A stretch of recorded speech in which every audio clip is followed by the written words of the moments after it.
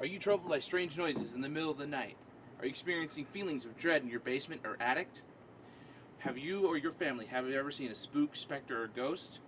If the answer is yes to all three of those questions, don't wait another minute. It's time to pick up your phone and call the professionals. Ghostbusters. Hey everyone, FutureRail Productions here.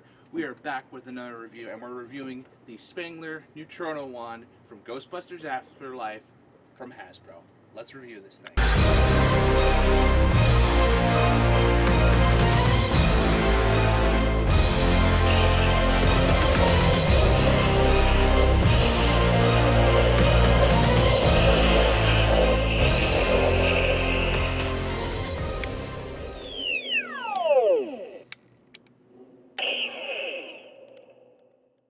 So here we have the Ghostbusters Neutrona wand and its full glory, and I have to admit, it's amazingly detailed. It's so beautiful.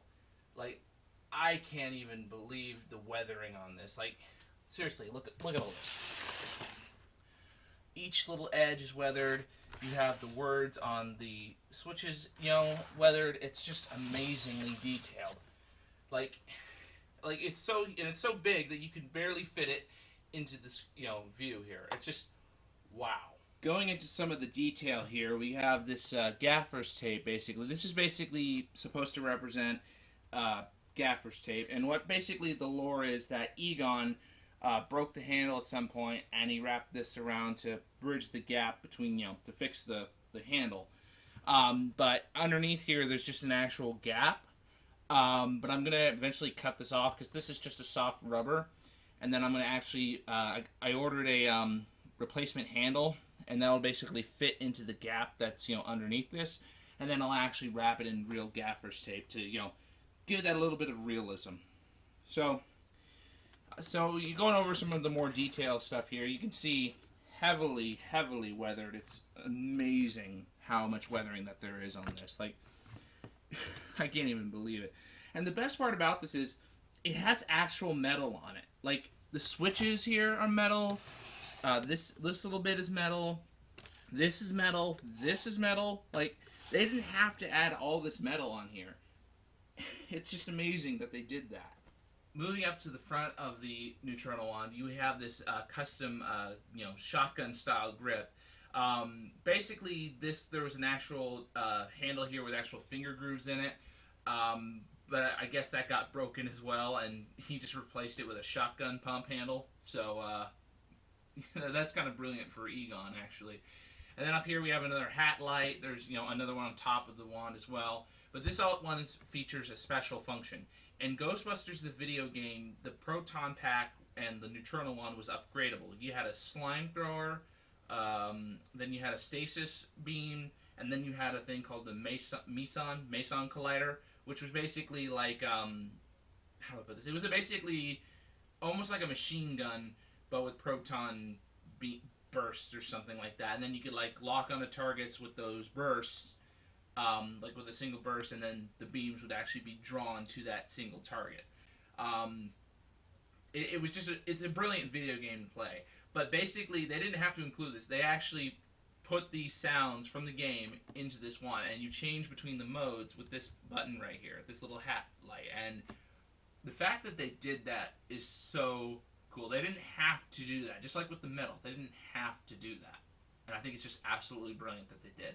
So down here at the front of the Neutrona wand, we have this little thing. Now this is kind of cool. This was not here in the original 84 wand. Basically, you had like this little circular bit and then the tube. Now, you're probably wondering, where is the tube? Well, the tube is actually inside of the barrel here. This actually pops out. So in Ghostbusters Afterlife, one of the upgrades to the Neutrona wand was kind of like a safety feature, and then Phoebe activates it, and then this pops out. So let me show that to you. Isn't that cool? And it even has a little sound effect when you close it too. So you activate it by pressing a green lever on the side, and when you activate that lever, it actually pops it open. Also on the underside of the wand, we have the Dixie Cup Slider and a little metal hook here. The Dixie Cup Slider is how you put it onto the proton pack, and then you can take it on and off. And then the hook is just if you hook it on your belt, which I don't think they do that very often. Included with the wand is this neat little display stand here, and it just goes on like this. You just line it up with each, respective thing, and then drops in. And also included is this. Now, this is a replacement cap for the battery cap for the wand. So, if you have your own proton pack, but you don't have a wand, you can screw this into the back of this wand, and then you can actually attach your own wire loom to the back of this because it's ribbed, and then you have your own, wand with your proton pack, and you don't even have to build one. The proton pack is, expensive enough to build, so having this little feature, they didn't have to include this, but they did, and it's just absolutely wonderful that they did. Now that we've gone over an overview of the wand and all the accessories included with it, let's go ahead and fire it up. So the wand runs off of 3 AAA batteries. Now the cool part about this whole system here is this is basically a tray. You can remove this from the Neutrona one, and the HasLab Proton Pack that you could have backed on, Hasbro Pulse, which I did, of course. It has a receiving socket in the exact shape of this tray. So you can actually plug it into the back of the wand and power the wand via the proton pack. Now, I think that is absolutely brilliant, and it basically saves the cosplayer less batteries to replace. Because I don't know what the proton pack takes for batteries, but surely it doesn't take 3 AAAs, and I think that's just absolutely brilliant. The ingenuity that Hasbro has come up with for this is just mon caliente. So, to install the batteries, you just basically put the 3 batteries in here into the tray, and then you do the negative side in, like that, slide it in, you take your cap, and you screw it on. And it's ready to go. Okay, so basically here's the wand and its switches here. They're all metal anyways. So basically the wand can only be powered up in a certain sequence. So like if I flip this switch here, nothing happens. If I flip this switch, nothing happens. You have to turn on the switches in order like you see in the movie. So basically you hit this switch right here to start it. Alright, so once you have that, you hit this switch. That lights up the bar graph. This little hat light here, this one doesn't light up. I'm not sure if it does or not. It probably does. And then you hit the switch that says activate. And you might not be able to hear it on camera, but there is a vibration motor inside, and it works so brilliant. And then there's a hat light right there. And then this also lights up when you put the activation switch on. So let me show you guys that. Okay. There you go. Now I can hear the vibration. Alright, so this little thing right here, you can actually increase and decrease the vibration with because it spins. So if you watch, so you hear it, it's winding down, but then if I increase it,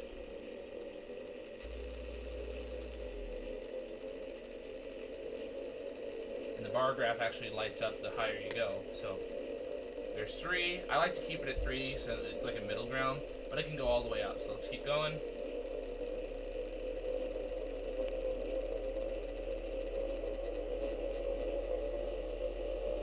And there's the max. And you can hear how violent the vibration sounds. And then we're just going to slowly bring it back down to 3. We'll shut it off there.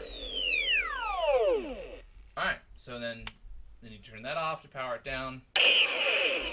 Alright, and that's the power off sequence. So let me go ahead and show you guys what it looks like in the dark.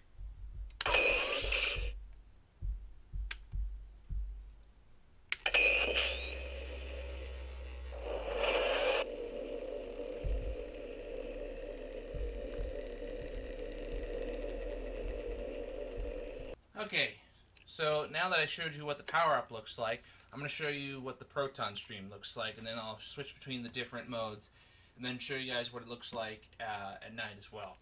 So let's go ahead and power it up. Alright, so we'll deactivate the safety, so you guys can get a good view of that. Alright, so this is the proton stream.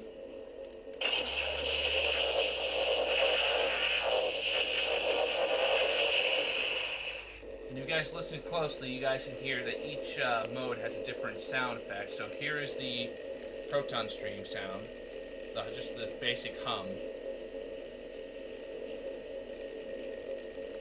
So then when I change it over to slime mode, there you go. Listen closely, it sounds like gooing slime inside of it.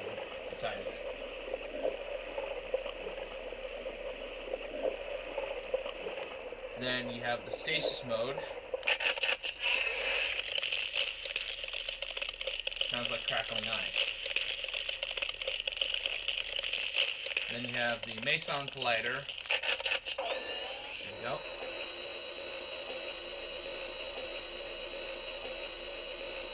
Here's the hum mode, the idle hum. So then we'll switch back again, and we're back onto the proton stream. So if we switch over to slime mode, this is what it sounds like and what it looks like.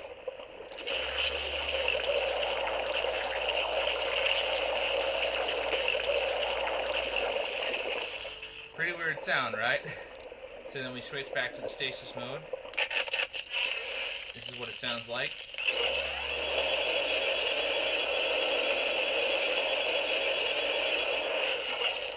And then the Meson Collider, which is basically like the machine gun I said earlier. This is what it sounds like. So you have the first shot.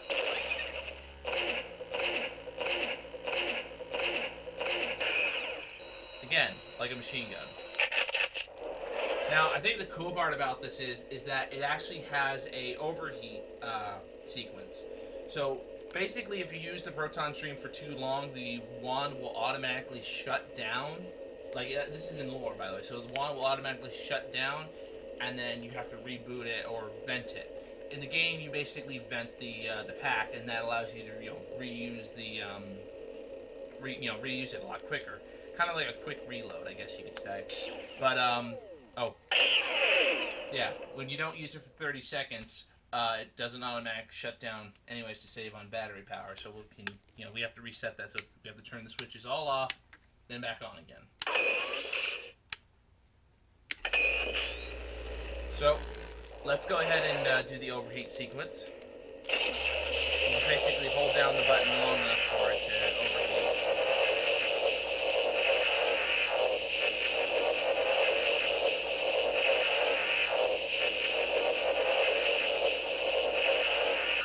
There you go.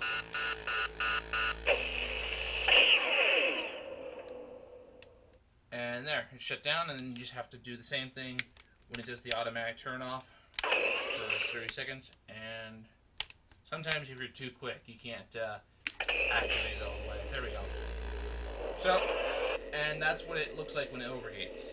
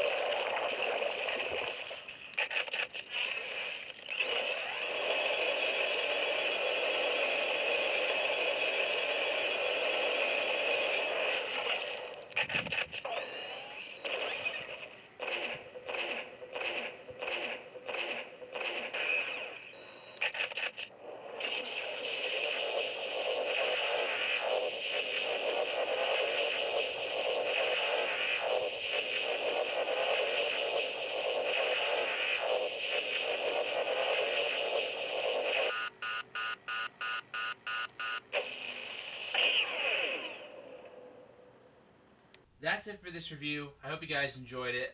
This Neutrona wand is the most brilliant collector's item that I've ever played with or owned or anything like that. It's movie prop level quality, but at a cheaper price. Like, you can afford this. I can't even believe how cheap in the grand scheme of things it was. The retail price for this is basically $130. But good luck trying to find one, because with the pandemic, the shipping has been delayed, manufacturing has been delayed, and then the Hasbro said that they were changing out the tip for an orange one because safety or some stupid shit like that. I don't know. But basically, if you order the Neutrona one now, you're going to get the orange tip. I ordered this in December of last year, and I was lucky enough to get the silver tip. So, good luck trying to find the Neutrona one. If you can get it, you're more than likely going to get the orange tip next year, because that's when it's supposed to come out, January 2023. That's when the new rendition is supposed to come out, and then this will be an orange tip. And I feel really bad for you guys, because silver tip is, this is probably one of the last silver tips that are ever going to be made. So the rarity of this has actually increased the price. So I saw it on eBay, brand new in box, for like $400 just because it was the silver tip. And that's just bonkers. But if you're interested in picking this guy up, you can try Entertainment Earth, Big Bad Toy Store for a pre-order. I will leave links down in the description down below. Anyways, that's it for me. I'm FutureRail Productions, and I'll see y'all next time.